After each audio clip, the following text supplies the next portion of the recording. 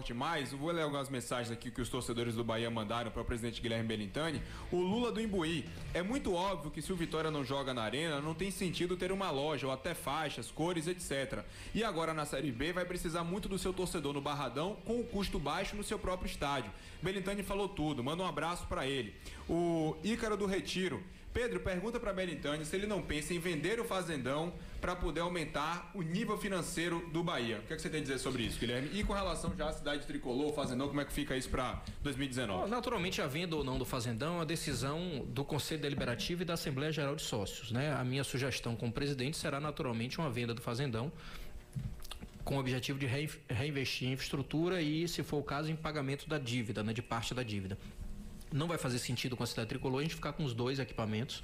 É um custo alto e um imobilizado, né? Um imóvel parado, que não faz nenhum sentido para um clube que tem dívidas como o Bahia tem e para um clube que precisa investir em infraestrutura. Tem muita gente aqui mandando parabéns para você, o Nilton de Simões Filho, o Isaac de Itacaranha, o Tino de São Domingos. Teve um torcedor aqui, presidente, que mandou uma lista de uns 50 jogadores para você contratar já para o ano que vem. Você foi dizer que vai aumentar o teto salarial, o torcedor tá sonhando aqui com Dante, tá sonhando aqui com um monte de jogador.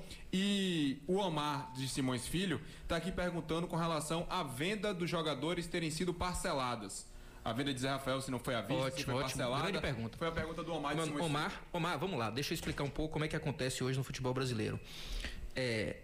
Qualquer negociação, isso inclusive quando você vai vender seu carro, vai vender sua casa, vai vender qualquer coisa, ela tem um preço se ela for à vista e ela tem um preço se ela for a prazo, né? Em geral, se você aceita algum parcelamento, no caso do Zé Rafael, um parcelamento muito menor do que o de Jean, por exemplo, você consegue mais dinheiro com isso. Você fala assim, eu vendo por 10 se for parcelado ou vendo por 8 se for à vista. É assim, o mercado funciona desse jeito, em qualquer coisa, inclusive no futebol. O Bahia tem preferido receber 10, só para dar um exemplo, né?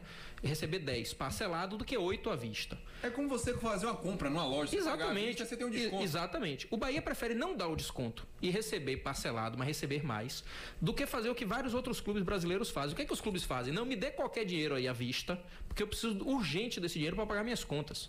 E aí termina vendendo o jogador a um preço muito menor do que ele valeria. Então, nós vamos para a negociação com muita tranquilidade. A gente fala assim, o nosso preço é tanto. O cara fala, mas eu não tenho dinheiro. Não tem problema. Se você não tem esse valor, me pague esse valor, mas me pague aos poucos. É melhor do que se dizer, eu te dou um desconto grande, porque eu preciso logo receber o dinheiro para pagar minhas contas, e você termina vendendo por um valor muito menor do que você poderia vender. Então, pode ter certeza, quando o clube disser assim, recebi tudo à vista, ele poderia ter recebido um valor maior para receber a prazo. Presidente, já que estamos falando de negociações, né? Renovações. Gilberto, Nilton, Vinícius, como é que estão essas negociações? Gilberto, eu diria que dessas três é a mais avançada, mas ainda longe de um fechamento, né? Quando eu falo longe, pode ser que a gente feche amanhã, hipoteticamente, mas ainda a distância é de valores, principalmente. O jogador quer ficar, o Bahia quer que ele fique, mas a gente só vai se a gente tiver segurança do que a gente acertar, a gente pode pagar. É diferente de Nilton e de Vinícius, que a gente deve fechar aí uma conclusão essa semana, conversar com os atletas, conversar com os empresários, definir os destinos aí. Gilberto, a questão do joelho dele atrapalha até onde a negociação? Não, o joelho dele, ele, na verdade, ele está recuperado, né? Começou a... Porque o que a gente nota é que o departamento médico, até de forma acertada com o jogador, deve ser uma conversa que eles têm, vão tentar ao máximo evitar a cirurgia. Não tem nenhum indicativo de cirurgia. Voltou a sentir, né? Ele tomou uma outra pancada no joelho, né? Certo. Então é diferente quando você sente a mesma coisa que você estava sentindo. O Gilberto voltou normal, plenamente recuperado, naturalmente ainda assim, o tempo de bola necessário, precisando voltar ao ritmo, mas ele tomou no último jogo uma outra pancada, mas as notícias que a gente tem são de recuperação plena e isso não é obstáculo. Isso não é nem tocado nas nossas discussões. Bom, você será o presidente de um time que será o único baiano na Série A. A Série A é a elite, né? Do futebol brasileiro. As atenções estarão voltadas mais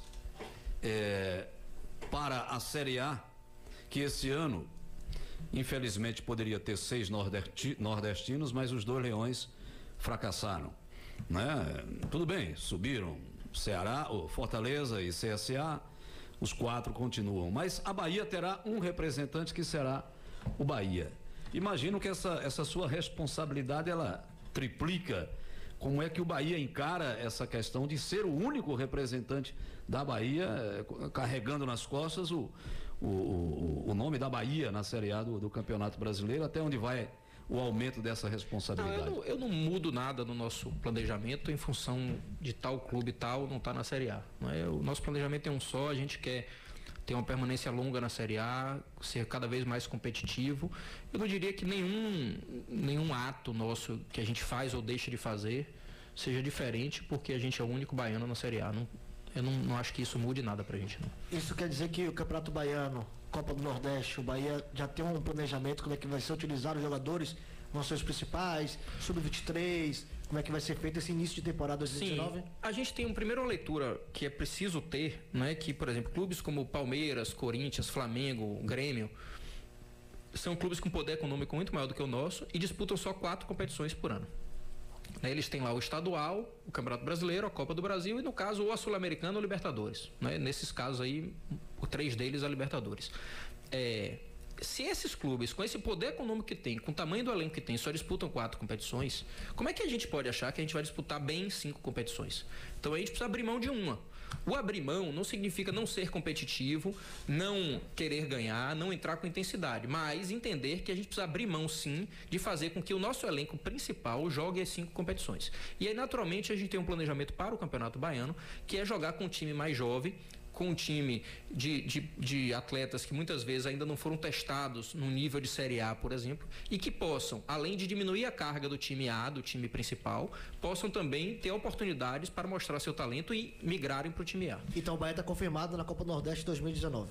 Confirmado na Copa do Nordeste, sim. Falei isso outro dia, a gente está aí, eu vou levar isso ao Conselho no dia 20, né? Salvo por uma decisão diferente do nosso Conselho Deliberativo, a quem eu pedi a divisão dessa responsabilidade, né? De decidir conjuntamente comigo, mas acredito que a gente vai, sim, jogar a Copa Nordeste 2019.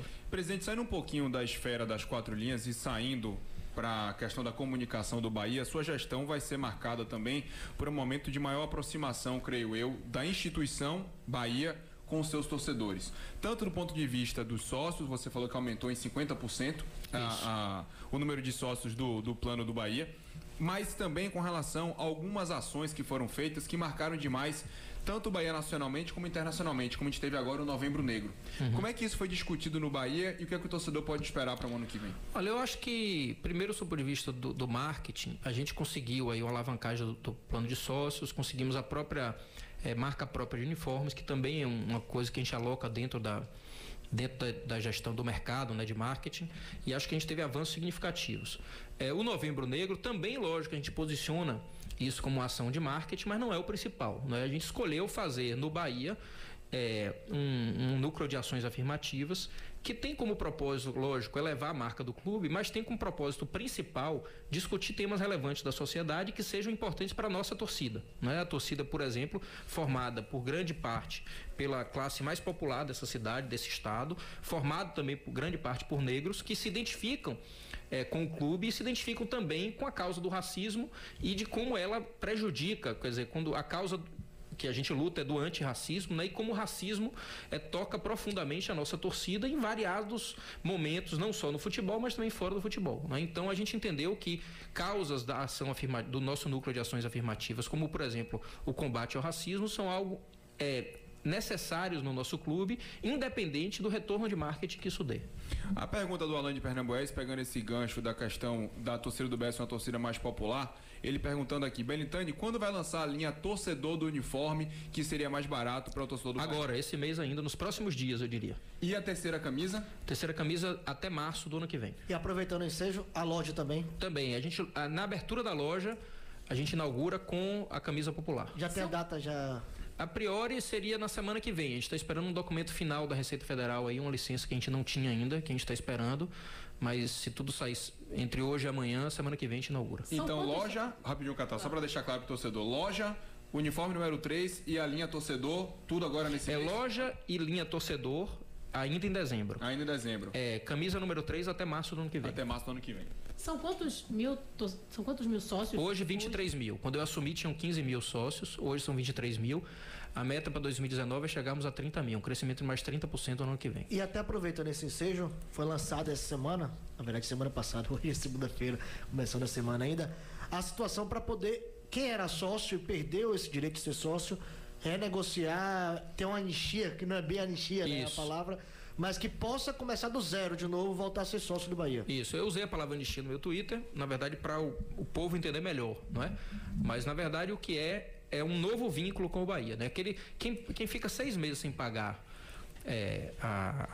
a mensalidade de sócio e naturalmente não usufrui disso, né? Ele não está indo para o estádio, ele pode recomeçar um novo vínculo com o clube e ter dispensado, digamos assim, do vínculo anterior aquela dívida. Aquela dívida fica lá, mas relativa ao vínculo anterior, ele começa o novo vínculo sem a obrigatoriedade de pagar aquele anterior. Então ele começa o novo vínculo, naturalmente o tempo de sócio dele começa a contar do zero e ele tem naturalmente uma nova relação, um novo vínculo com o clube. Então a gente está fazendo isso com o objetivo de resgatar aí 22 mil pessoas que já foram sócios e hoje estão desligados do clube. A gente precisa disso. O plano de sócio ainda é uma missão muito importante do clube e a gente quer que cada vez mais ele ajude a financiar o futebol. E só para trazer, Pedro, também nessa parte de participação do torcedor com o clube, o Bahia também lançou agora um pedido de contribuição para que restauração de troféus, tudo isso possa acontecer pela internet. Se explicasse um pouquinho melhor sobre essa situação. Isso, muito importante. A gente tem aqui o projeto que a gente chamou Memória de Aço. Quem quiser colaborar, entra no Kikante, né? CKANTE.com.br. A gente está pedindo doações de 20, 50 ou 100 reais. São doações individuais. O torcedor pode doar, todo esse valor vai ser voltado para a recuperação dos nossos troféus e é o primeiro módulo, digamos assim, o primeiro passo para a construção do Museu do Bahia. Então a gente lançou isso aí na sexta-feira, estamos com R$12.200 já arrecadados, o objetivo é arrecadar R$100 mil em até 60 dias. Então hoje, números atuais agora, R$12.200, pedir ao torcedor, o cara que tem uma grana mais apertada, pode ir lá doar R$20, eu sei que vai fazer falta, mas ele está contribuindo com a construção do museu e quem tem uma graninha mais folgada, doa 50, doa 100, tem lá umas contrapartidas, seu nome divulgado, uma série de outras coisas, isso é importante para a construção do nosso museu. Olha, eu vou voltar na questão de resultado, essa palavra que a gente usa muito no futebol, porque o presidente citou aqui os grupos, né? Colocou Flamengo, Palmeiras, Corinthians, aqueles que têm um poder maior de partir mesmo para a batalha em termos de contratação e tudo mais. Mas nós tivemos um exemplo agora de uma administração no Flamengo que recuperou, né? Recuperou a questão. O Flamengo era um time que vivia mais na mídia com débitos e tudo mais. Tinha um CT que dava vergonha.